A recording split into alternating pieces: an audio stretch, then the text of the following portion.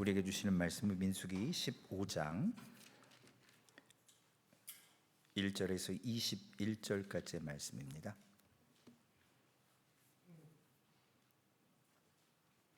민수기 15장 1절로 21절의 말씀, 우리 한 목소리로 민수기 15장 1절에서 21절까지의 말씀을 함께 읽으시겠습니다.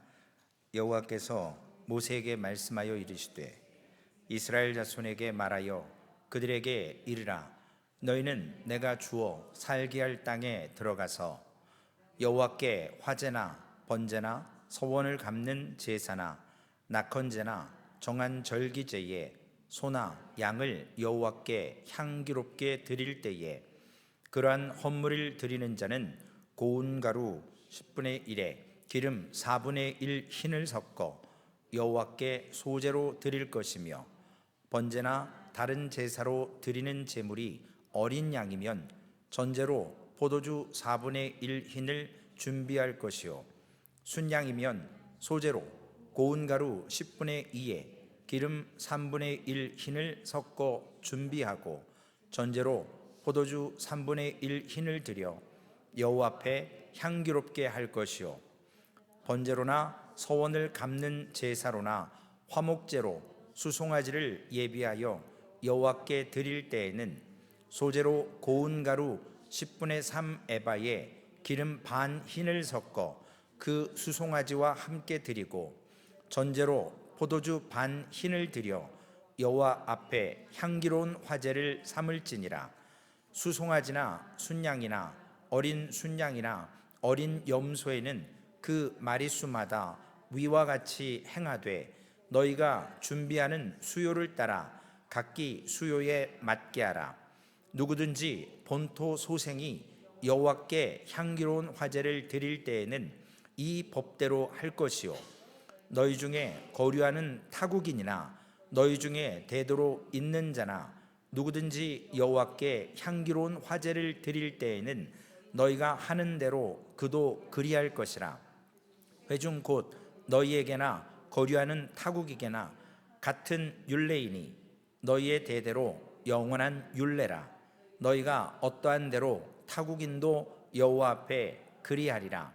너희에게나 너희 중에 거류하는 타국인에게나 같은 법도 같은 규례이니라. 여호와께서 모세에게 말씀하여 이르시되 이스라엘 자손에게 말하여 이르라. 너희는 내가 인도하는 땅에 들어가거든 그 땅의 양식을 먹을 때에 여호와께 거제를 드리되 너희의 처음 익은 곡식가루 떡을 거제로 타작만땅에 거제같이 들어 드리라. 너희의 처음 익은 곡식가루 떡을 대대 여호와께 거제로 드릴지니라. 아멘. 여러분, 잠깐 지난 시간에 봤던 민수기 14장, 우리가 이스라엘 백성들의 원망을 봤습니다. 그리고 오늘 15장 말씀, 제사 드리는 것, 그리고 16장에 보면 고라와 다단과 아비람의 또 반역의 얘기가 나오는데, 그 중간에 지금 희한하게 하나님께 제사를 드리는 이야기가 그 사이에 들어가 있습니다. 이거 성경 잘못 쓴 거 아닌가 라는 생각도 할 수 있어요. 왜냐하면 앞뒤 흐름상 맞지가 않습니다. 그런데 오늘 본문 말씀에 보면 하나님께서 분명히 이스라엘 백성들에게 하고자 하시는 말씀이 있기 때문에 이 15장에다가 굳이 14장과 16장에 계속 이어지는 불평에 대한, 시기와 질투에 대한 내용 가운데다가 15장이 오늘 제사에 대한, 예물 드리는 규정에 대한, 율법에 대한 말씀을 굳이 하십니다. 지금 2년 전에 시내산을 출발했던 이스라엘 백성들이 지금까지 하나님 앞에 보여드렸던 것은 순종과 헌신과 하나님을 신뢰하는 것이 아니고, 오늘 우리가 계속 금요일마다 몇째 주 봤던 것처럼 하나님에 대한 불신, 지도자에 대한 불신, 그리고 하나님에 대한 반역, 그리고 불만, 원망. 그래서 한 지도자를 세워 다시 노예 생활했던 애굽으로 돌아가자라는 이야기까지 나왔습니다.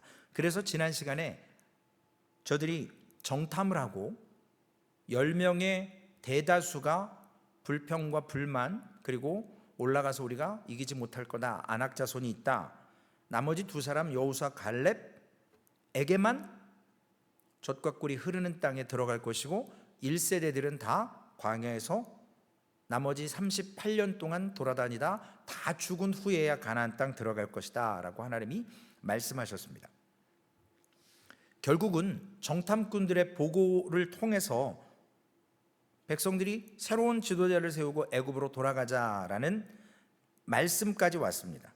그리고 하나님이 그 말씀에 대한 것으로 심판하셨습니다. 너희들 다 1세대들 죽어야 이 청년 세대, 다음 세대가 가나안 땅 들어갈 것이다. 앞으로 가나안 땅 들어가려면 38년 더 빙글빙글 광야 생활해야 된다 라는 결론의 말씀을 듣고 나서 오늘 민수기 15장에 하나님께서 주시는 말씀이 율법을 지키라, 제사를 지내라 라는 말씀을 합니다. 다시 생각해 보면 1세대들이 그리고 10명의 지도자들과 불평과 시기와 불만을 가졌던 이스라엘의 1세대들의 마음이 어땠을까요? 절망이었을 거예요. 이젠 광야에서 죽는다는 거죠. 소망이 없어요. 그들에게 앞으로 38년을 보내면서 다 죽을 때까지 하나님이 광야를 빙글빙글 돌리신다라는 얘기로 받아들일 수밖에 없습니다. 절망 가운데 있는 저들에게, 이런 백성들에게 갑자기, 다른 성경에는 갑자기가 있는데 오늘 본문에는 또 갑자기가 없어요. 갑자기 하나님께서 이런 이야기를 하시면서 율법 조항을 통해서 하나님께서 제사해라, 율법을 지켜라 라는 말씀을 하시는데 여기에 하나님의 선하신 뜻이 있습니다. 이것은 뭐냐면 이번 주일날도가 아니라 이번 주일부터는 하나님의 나라와 약속에 대해서, 즉 복음이 뭔지 율법이 뭔지 우리가 좀 구분할 필요가 있는 것 같습니다.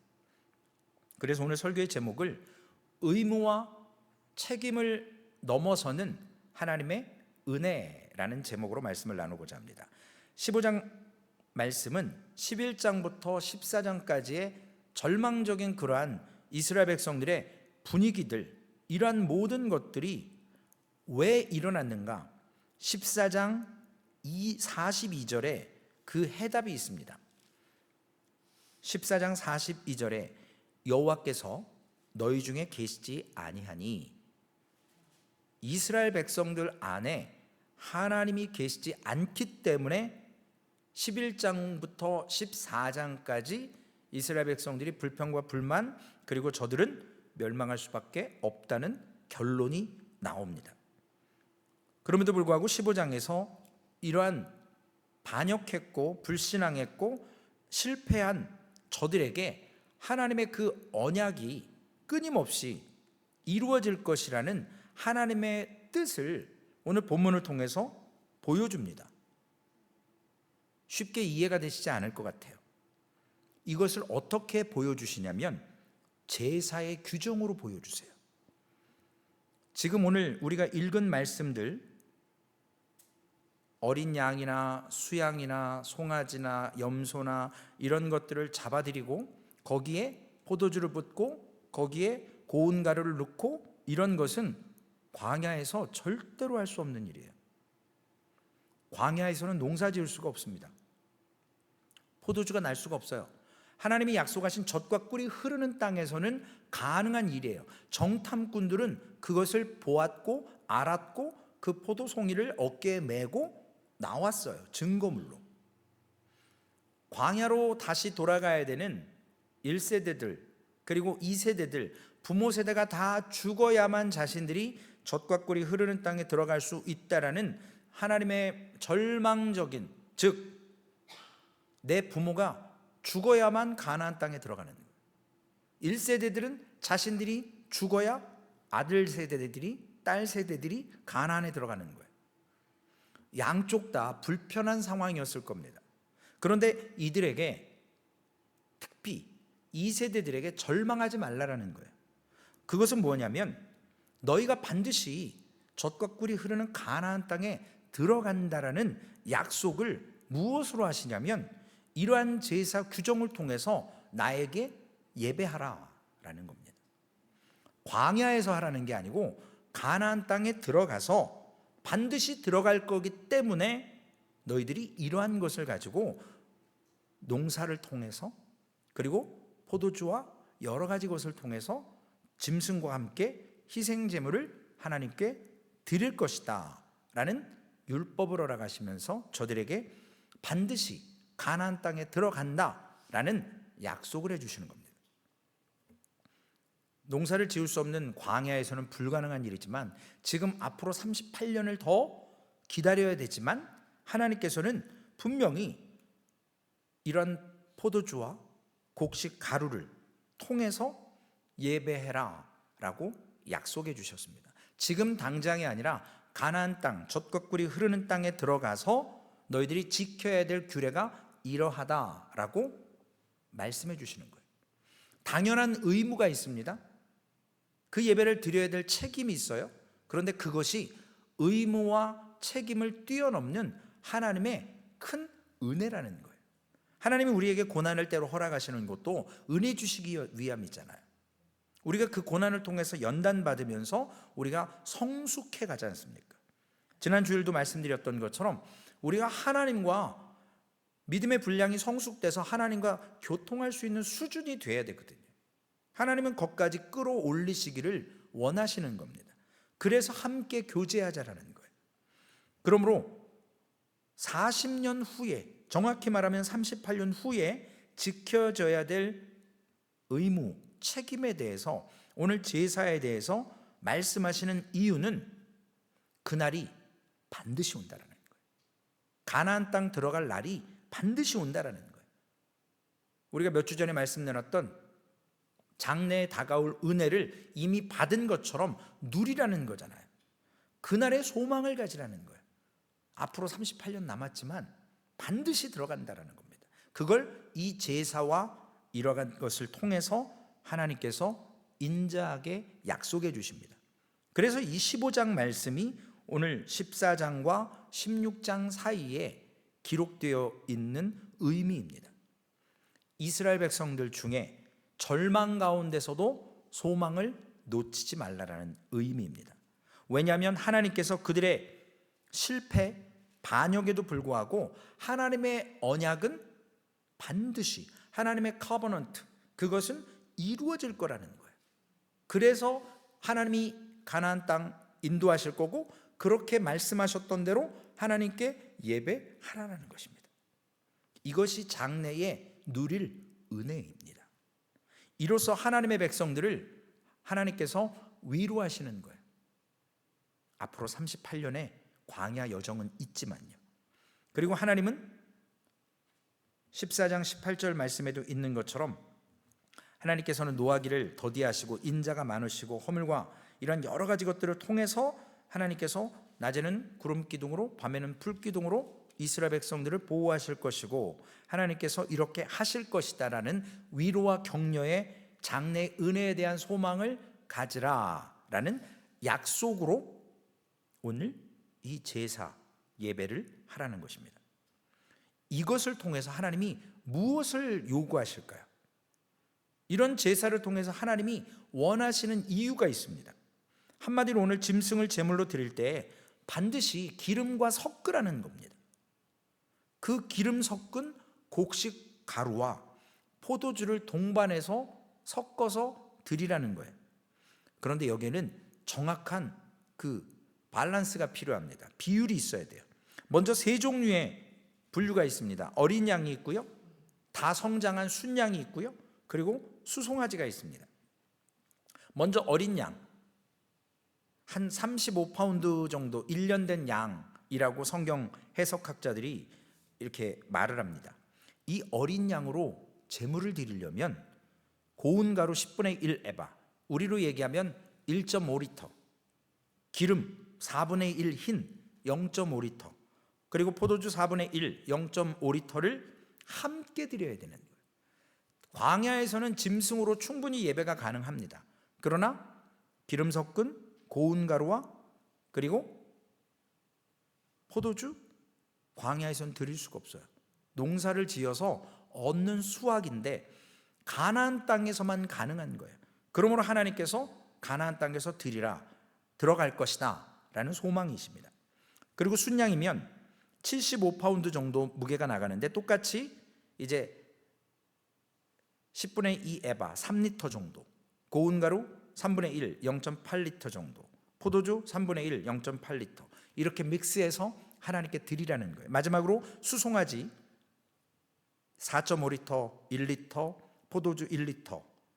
이것은 무엇을 의미하냐면 숫자가 중요한 것이 아니고요, 여기에서 하나님이 말씀하시고자 하는 정확한 신학적인 의미는 어느 성경 해석학자도 해결할 수 없는 부분이에요.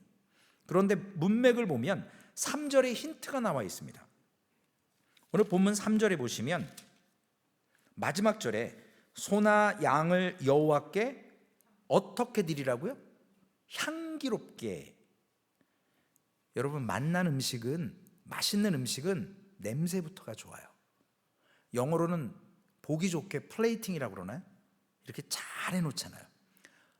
보암직도 하고 먹음직도 한 거죠. 그래야 맛이 더 돋구어지는 거예요.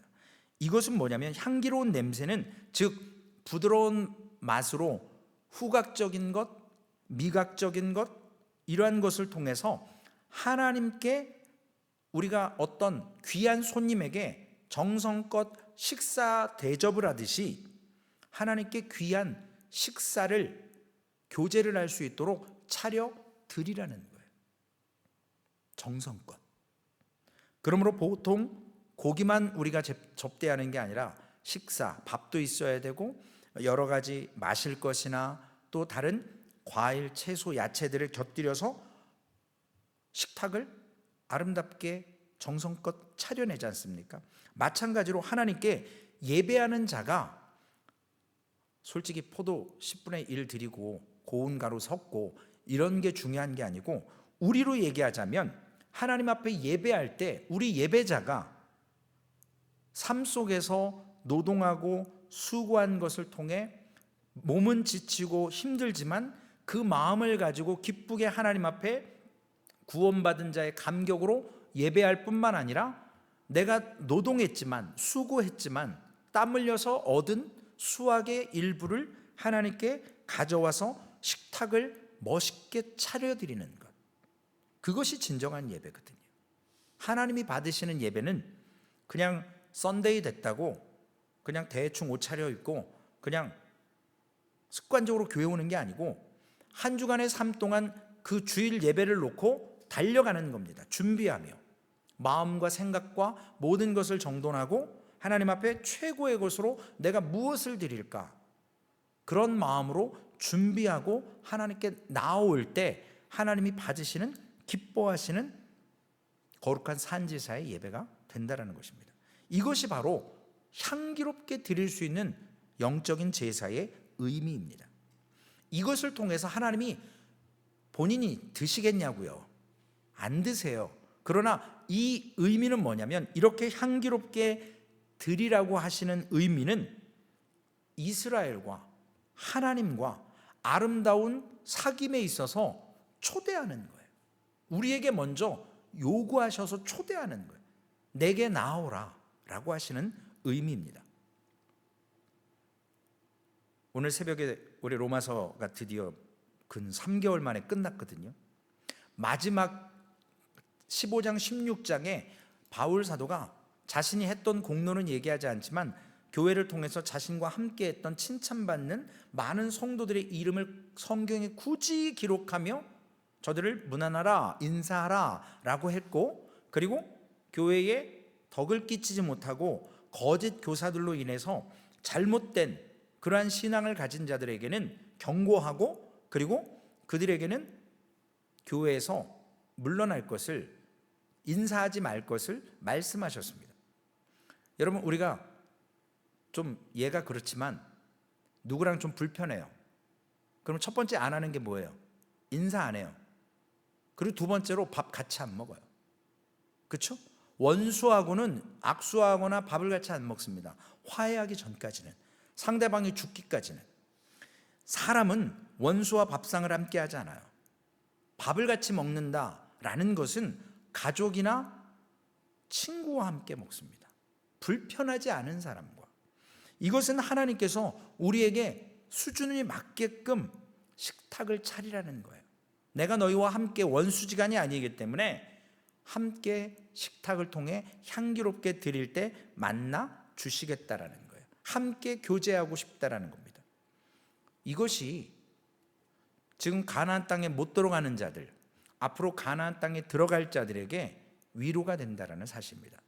그러므로 인해서 이것이 약속이 되기 때문에 풍성하게 식탁을 차려드리는 그들에게 하나님께서는 그 가나안 땅에서 결코 그러한 예물을 드릴 수 있도록 굶주리지 않도록 풍성하게 채워주실 것이라는, 곡식과 포도주를 넉넉히 얻을 것이라는 약속의 의미가 깔려 있습니다. 또한 하나님께서 그 땅을 거절한 자들에게는 이 교제의 사귐의 초대를 거절하시는 겁니다. 책망하시는 거죠. 그래서 이 책망은 장래에 베풀어 주실 그 은혜에 대한 약속이 오직 이 세대에게만 하나님과 한 식탁에서 먹고 나눌 수 있는 복된 교제를 누릴 수 있다는 것입니다. 그래서 여기서 우리가 또 한 가지 주목할 것은 13절 말씀에 보면 누구든지 본토 소생이라는 말이 나옵니다. 이 말은 무슨 의미냐면 이스라엘의 혈통으로서 가나안 땅에서 태어난 세대들, 태어날 세대들, 그래서 본토 소생, 이들을 가리킵니다. 이런 말씀을 왜 하셨냐면 민수기 14장 3절에 보면 우리 처자가 사로잡히리니 애굽으로 돌아가는 것이 낫지 아니하랴.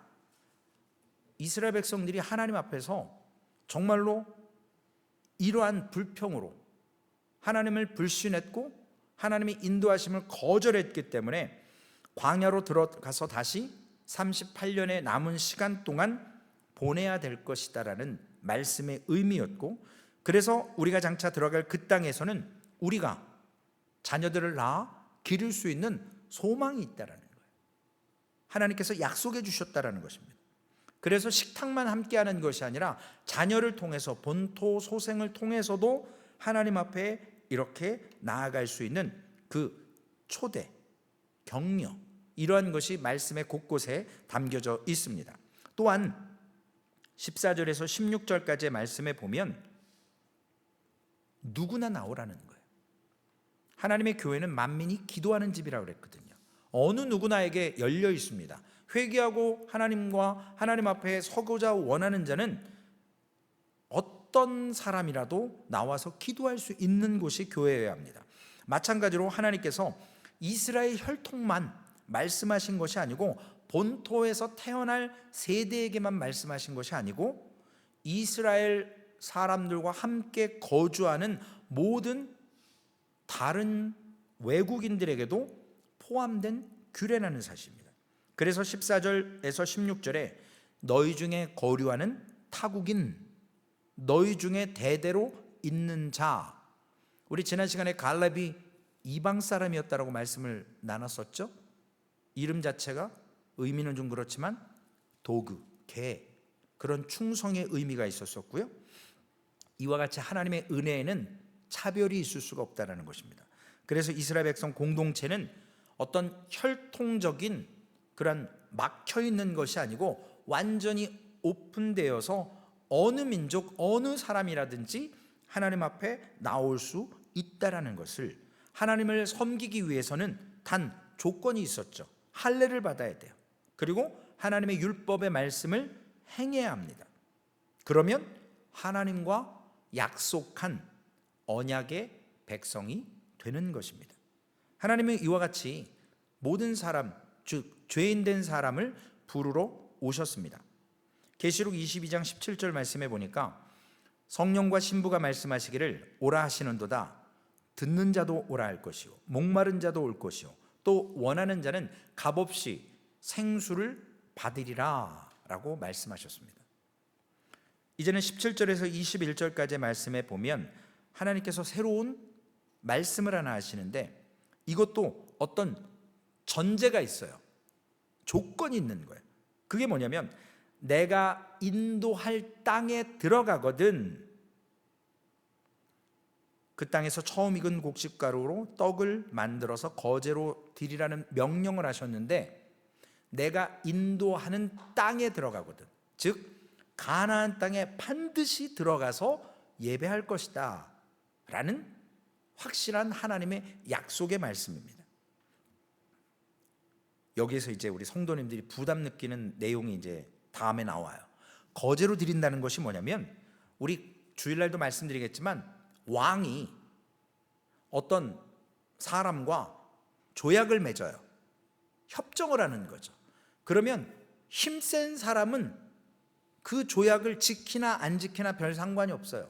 그러나 힘이 없는 사람, 즉 지배를 받는 사람은 나보다 힘이 센 사람과 약속을 할 때 목숨을 걸고 하는 거예요. 주일날 이제 자세히 좀 말씀을 드리겠습니다. 그래서 어떤 약속을, 목숨을 담보하며 그 사람 밑에서 통치를 받고 살아갈 때 조공을 바치는 거예요. 공물을 드리는 거예요. 이러한 성격으로 거제를 드리는 것인데, 땅의 소산에 대해서 혹은 전쟁에서 얻어진 전리품을 가지고 하나님께 드리라고 말씀을 했습니다. 이것이 민수기 31장에 나와 있고요. 또는 거제로 드린다는 것은 11조에 대해서 민수기 18장과 24절, 26절 이하에 기록이 되어 있습니다. 이럴 때 쓰는 개념이에요. 거제는 땅의 소산, 전쟁에서 얻은 전리품, 그리고 11조에 대해서 10가지 중에 하나 하나님께 구별해 드리는 것을 거제로 하는데, 오늘 특별히 처음 익은 곡식가루로 드린다는 것은 땅의 주관자, 하나님께서 먹이시고 입히시고 그 땅에 관리하시는 분, 그것이 바로 하나님이시라는 거예요. 바알을 왜 섬겼습니까? 이스라엘 백성들이, 이방 사람들이 먹는 신들이잖아요. 땅을 주관하고 농사 풍요의 신이잖아요. 그래서 믿는 거예요. 농사 잘 되게 해달라고, 비나이다 비나이다. 그런데 진정한 소산의 땅의 주관자는 하나님이시기 때문에 그 하나님께 땅에서 나는 소산의 일부를 거제로 구별해서 하나님께 드리고, 하나님께서 허락하신 나머지의 것은 백성들이 먹고 아름다운 신앙의 고백으로 하나님을 인정하며 살라라는 것입니다. 가나안에 들어간 첫 번째 해뿐만 아니라 자자손손 대대로 지켜야 될 규례입니다. 혹시 기억하시나요? 한국 교회에 남아있는 전통 중에 예전에 하나가 바로 성미라는 게 있었어요. 기억하세요? 교회 예배실 옆에 이렇게 그 무슨 괴라고 해야 되나요? 그래서 저도 어머니가 몇 번 시켜가지고 저한테 쌀을 이렇게 봉지에 주시면 제가 교회 갖고 가서 그 성미 통에다 이렇게 부으면 일주일이든 얼마씩 지나면 그걸 이렇게 걷어가지고 목사님, 전도사님들 가정에 이렇게 분배해서 혹은 가난한 분들에게 나눠드렸던 그런 것을 본 적이 있어요. 물론 저도 교역자 하면서 그 성미를 먹었던 적도 있고요. 그런 개념이에요. 하나님이 주신 것에 대해서 거제로 감사하면서 땅에서 나오는 것, 그리고 전쟁에서 취한 전리품, 그리고 10의 1조의 것을 구별해서 하나님께 드려드리는 것, 이것을 통해서 반드시 제사장의 몫으로 주어졌던 것이 있습니다. 이것을 들을 때 이스라엘 백성들이 반드시 그 땅에서 농사해서 먹고 살 수 있다라는 담대함을 가질 수 있도록 하나님께서 약속하셨습니다. 그런데 이제 이거를 좀 위험한 발상이고 하지만 저도 헌금 설교는 안 하고, 소망교회는 제가 아직은 헌금이 어떻게 누가 얼마 하는지 관심도 없고 제가 알 마음도 아직은 없습니다. 그래서 전혀 몰라요. 그냥 주일날 나오는 통계만 알아요. 그런데 헌금 액수를 보면 여기서 이렇게 헌금할 수가 누가 있을까? 물론 의문은 잠깐 들지만 믿음으로 하시는 거니까 제가 그거에 대해서는 뭐 이렇게 모르고 넘어갑니다. 하나님 앞에 물질이 있는 곳에 마음이 있고, 오늘 본문의 말씀처럼 헌금에 대한 설교가 여기에서 많이 나오는 것을 볼 수 있겠습니다. 저는 넘어갈 겁니다. 우리 그리스도께서 주셨던 그 은혜 가운데 갈라디아서 5장 1절에 보면 우리에게 자유를 주셨거든요. 그것을 통해서 우리가 하나님하고 사귀는 그런 가장 기쁜 것, 감사한 것, 그래서 죄로부터 해방된 은혜의 자유를 통해 하나님과 아름다운 사귐이 있을 수 있도록 이제는 종이 아니라는 거예요. 풀어주셨어요. 이게 이제 율법과 하나님의 구원과 상관이 있는 내용이기도 합니다. 많은 분들이 꼭 11조 해야 되냐? 라고 묻는 분들이 있고, 이 11조에 대해서 구약에 했고 신약에선 폐해졌다, 그래서 이단 소리 듣는 분도 있고, 정확히 11조를 해야 되냐 말아야 되냐 여러 가불방론이 있기는 합니다. 그러나 중요한 것은 이 거제로 드리는 것, 이와 같이 드려졌던 11조와 이러한 물질들이 형제와 자매들, 그리고 가난한 자들, 이웃을 사랑할 수 있는 기회로 사용되어졌다는 겁니다. 우리 로마서 15장에도 보면, 14장과 15장에 보면 바울 사도가 서바나로 스페인으로 가기를 원했지만 하나님께서 보내지를 않으세요. 그 선교를 잘하는 바울이 갔으면 놀라운 일이 있었을 텐데 못 가요. 왜 못 갔습니까? 예루살렘 교회에 물질적으로, 재정적으로 흉년과 물질의 그 핍박이 왔어요. 그래서 이방 교회가 영적인 복음을 나눠줬던 모교의 예루살렘 교회를 바라보면서 우리가 말씀을 예루살렘 교회를 통해서 받았기 때문에 우리가 지금 우리도 없지만 기쁨으로 헌금을, 연보를 모아서 바울에게 맡겨서 예루살렘 교회에 가난한 자들에게 전달해 달라고 바울을, 서바나로 가기를 원했던 바울을 예루살렘으로 올려보냅니다. 장장 거의 2,000마일 넘는 그러한 여정을 되짚어 가는 거예요. 쉬운 일이 아니거든요. 그러나 선교하는 일도 중요하지만 신앙에는 우선순위가 있습니다. 교회 안에 돌아봐야 될 분을 돌아보지 않고 무턱대고 선교하는 것도 잘못된 거고, 또 교회 안만 위해서 교회 재정만, 건축물만, 땅만 늘리는 것도 선교하지 않으면서 잘못된 것이고요. 하나님께서 원하시는 때에 하나님께서 인도하시는 그 삶을 로마서에 보면 기록이 되어져 있습니다. 이것은 이스라엘 백성들에게 11조를 요구하시는 것뿐만 아니라 그것을 통해서 하나님과의 사귐이 있게 하고, 그것을 받아 누림으로 인해서 나만 누리는 것이 아니라 그것을 흘려보내서 필요한 곳에 나누어 줬다라는, 그 은혜를 나눈다라는 차원에 있는 것입니다. 그러므로 11조를 드려야 구원받는다, 못 받는다? 말도 안 되는 얘기고요. 11조를 통해서 신앙의 고백을 하고 어렵고 소외된 곳에, 필요한 곳에 그 물질을 흘려보낼 수 있는 귀한 역할로 사용되는 것이 성경적인 해석입니다. 한때는 목사님들이 악용한 적이 있어요. 교회 재정을 좀 불리고 여러 가지 것을 위해서 11조 안 하면 뭐 지옥 간다, 뭐 말도 안 되는, 성경에도 없는 얘기를 로만 캐톨릭에서 꼭 면죄부 팔아먹는 것처럼 비슷하게 하셨던 경우들이 있었습니다. 잘못된 겁니다. 오늘 말씀으로 다시 돌아가서 하나님께서는 하나님과 사귈 수 있도록 우리 그리스도 성도들을 초청하십니다. 식탁의 교제를 통해서 처음 나온 곡식의 가루를 떡으로 만들어 하나님께 거제, 흔들어 드리는 의미도 있거든요. 드리는데 이 은혜가 하나님께 드릴 수 있는 기초가 된다라는 거예요. 은혜가 없으면 드릴 수가 없거든요. 은혜가 있어야 물질을, 마음을 드리는 것입니다. 하나님과 하나님의 은혜를 아는 지식을 통해서 하나님을 섬길 수가 있는 것입니다. 그래서 은혜가 없는 곳에 하나님의 사귐과 풍성함이 있을 수가 없어요. 은혜가 없는 곳에서 드릴 수가 없습니다. 그러므로 하나님과의 사귐의 은혜가 풍성해지면 드림에 대한 태도와 마음 자세가 달라지게 되어 있습니다.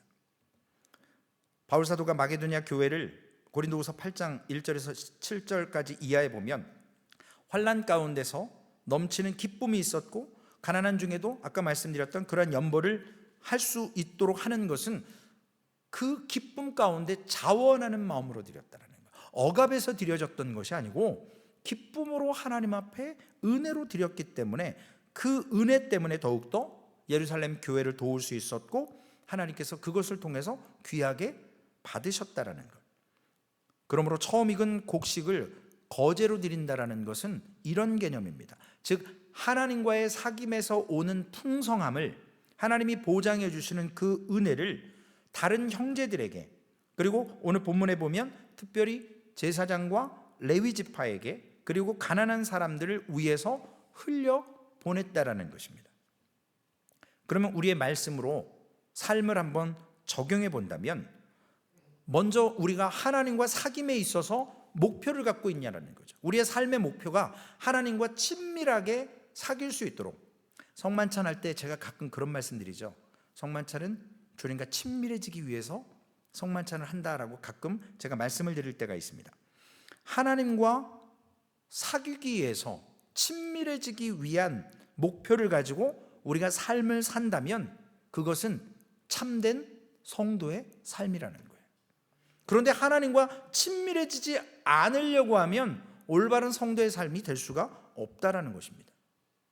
그러므로 하나님과 교제하면서 하나님께서 원하시고 하나님께서 추구하시는 분명한, 그래서 지난주에도 말씀드렸지만 상황에 묶이지 말고 상황에 자꾸 빠져들지 말라라는 말씀을 왜 드렸냐면 하나님이 원하시는 분명한 목적이 있으면 지금 우리가 겪고 있는 상황과 나를 핍박하고 인생 채찍과 사람 막대기로 나를 우겨쌈을 당해도 별로 흔들리지 않는다라는 거예요. 왜냐? 분명한 목적과 방향만 하나님께로 설정되어 있다면, 내가 하나님과 아름다운 사귐의 목적이 있다면 성도들과의 사귐은 은혜로 넘어갈 수 있다는 것이거든요. 그런데 하나님과의 사귐을 깨뜨리는 것이 바로 죄라는 거예요. 지난주 말씀드렸던 것, 하나님을 믿지 않는 것이 가장 큰 죄인 거거든요. 우리가 예수를 믿는다고 하지만 우리가 믿는 이 믿음의 삶에서 믿는지 믿지 않는지 삶의 태도에서 나온다고 말씀을 드리잖아요. 오늘 이 드림, 거제로 드리는 것도 그들이 하나님과 사귐을 귀하게 여겼을 때 은혜로 드려지는 거예요. 초대교회도 어렵지만 어려운 가운데서 기쁨으로 드렸어요. 마찬가지로 우리의 인생의 목표가 하나님과 아름다운 사귐을 위한 믿음의 발걸음이라면 참된 성도의 길이 될 수 있다는 것입니다. 그것이 진짜 신앙이라는 겁니다. 두 번째로, 의무가 때로는 기쁨이 될 수 있고요, 드리는 것이 은혜가 될 수 있어요. 그래서 오늘 설교의 제목이 의무와 책임인데, 의무도 기쁨이 될 수 있어요. 어떤 때는 책임감 때문에 내가 믿음이 연약하지만 인간적이지만 책임을 감당하고자 그 일을 감당하면서 신앙이 성숙될 수 있습니다. 세상 말에 그런 말이 있잖아요. 자리가 사람을 만든다고. 저도 그 경험을 한 적이 있습니다. 어린 나이에 목사 돼서 자리가 목사를 만들어 가더라고요. 많은 훈련과 그 시간들을 통해서 목사가 만들어져 가는 것을 경험했습니다. 지금도 물론 되어져 가는 과정이고요. 절망 속에 있는 이스라엘 백성들에게 하나님께서 오늘 소망의 말씀을 주시는 것입니다. 여러분, 이제 끝난 게 아니라 38년 후에는 반드시 내가 너희들에게 약속한 젖과 꿀이 흐르는 가나안 땅에 들어갈 것이다. 그때 들어가서는 의무가 있다, 책임이 있다. 이러한 제사를 짐승과 곡식과 포도주를 섞어서 함께 드려라 라는 것은 그 의무가 기쁨이 될 수 있고 그 드림이 은혜의 자리로 여겨질 수 있다는 것입니다. 우리 성도님들이 예배의 자리를 지키고 기도의 자리를 사모하실 때 하나님과 더욱더 친밀해질 수 있거든요. 제가 요즘에 약간 좀 이렇게 죄송스러운 게, 하나님과 1대1로 만나는 시간들을 더 늘려야 된다는 걸 알면서도 잘 안 될 때가 있어요. 여기저기 신방하고 뭐 어머니 오셔서 뭐 어디 간 적은 없지만 그냥 괜히 밥도 한번 같이 또 먹어야 되고 이러고 저러고 교회에 있는 시간이 이번 주에는 조금 제가 많이 있지를 못했어요. 왜냐? 교회에 있어야, 혼자 있는 시간이 있어야 하나님과 독대를 할 거 아니에요. 뭔가 하나님께 한 걸음 나아갈 거 아닙니까? 의무적으로도 때로는 성경을 읽고 의무적으로도 때로는 기도의 자리를 지키려고 해야 되는데 그것을 잘 감당하지 못할 때가 있습니다. 오늘 말씀처럼 때로는 우리 신앙이 의무나 의지와 싸움일 때가 있을 수가 있어요. 이 의무와 의지를 가지고 때로는 싸움을 하다 보면, 우리가 전쟁할 때 대포로 싸우는 거하고 소총으로 싸우는 거하고 이게 파워가 다르잖아요. 마찬가지거든요. 내 힘 갖고 하려면, 그러니까 의무와 책임에서 머물러 버리면 언제든지 실족할 수 있습니다. 그러나 하나님의 부어주시는 넘치는 은혜로 한다면 그 의무도 기쁨으로 받아들일 수 있고 책임도, 그 드림도 은혜의 자리로 나아갈 수 있도록 만들어 주신다는 겁니다.